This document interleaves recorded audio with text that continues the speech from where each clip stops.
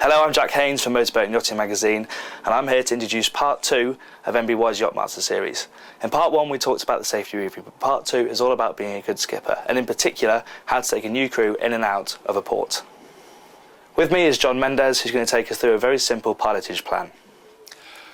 When we're going into a harbour, particularly if it's one that we're not overly familiar with, a little bit of a pilotage plan is quite a sensible idea.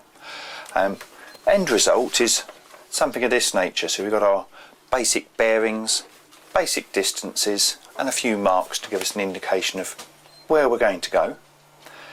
And if you've got a chart of the appropriate scale, and by that I mean you can see enough detail to feel confident to enter, the little sneaky trick I use is to just hold it up against a window. Doesn't have to be particularly sunny.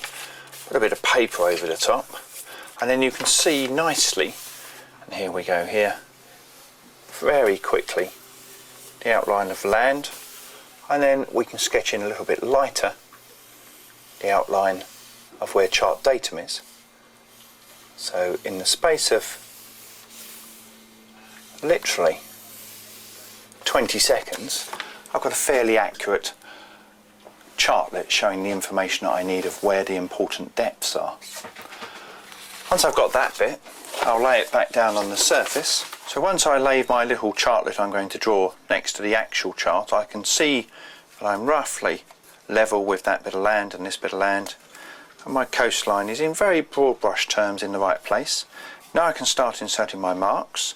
So we're going to have a south cardinal down here, and we've got an east cardinal in this sort of position, and then slightly before it on the other side we've got a starboard hand mark.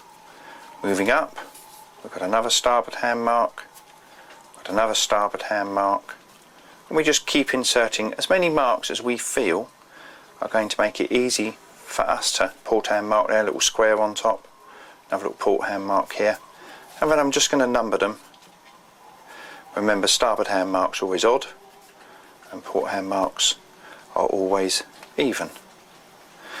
That's just given me a rough outline of the marks I'm going to be looking for, and in true Blue Peter fashion here's one I prepared earlier, and again just now drawn in the bearing that I will want to approach the harbour.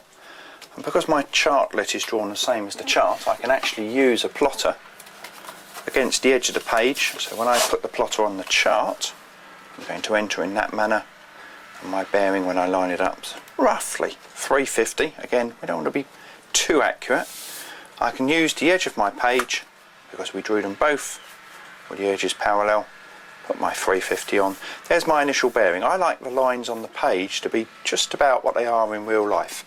So I can think to myself, as I come along this line I'll be looking for 1, 3, 5, 7, so that the fourth starboard mark, that's where my turn point will be. So I probably put a little note on the edge here just to remind me, and obviously we're going to turn to starboard. So a little hint for me.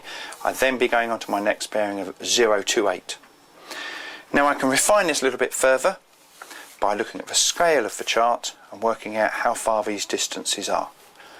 Really depends on how familiar I am with the area and how much detail I feel I need.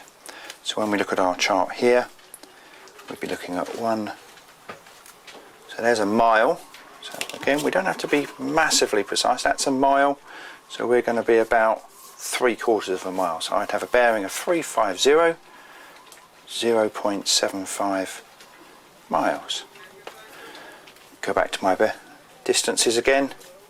We've got half a mile for the second bearing, so it's going to be 028, 0.5 miles. And that gives me a nice clear picture in my brain of what's going to happen when I go in there. Now of course I've always got the chart to refer to, but if I'm out on deck I don't necessarily want charts getting wet and blowing away. The little pilotage plan just gives me a little sketch and an idea. Doesn't have to be this big, but I don't have the best writing in the world, so I like a reasonable size so I can actually decipher it 5 minutes after I've drawn it.